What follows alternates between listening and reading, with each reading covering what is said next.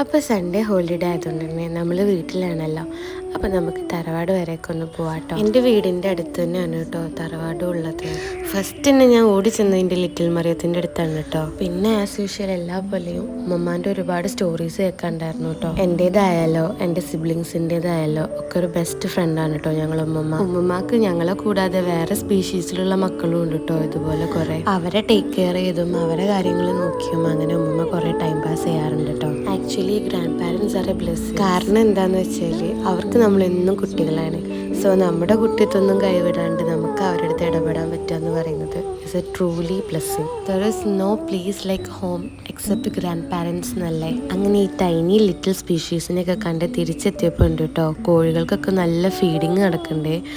അപ്പോൾ ആരാ നോക്കിയപ്പോൾ ഇതാ little hands of little Mariam ആണ് ഇതിൻ്റെ പിന്നിൽ.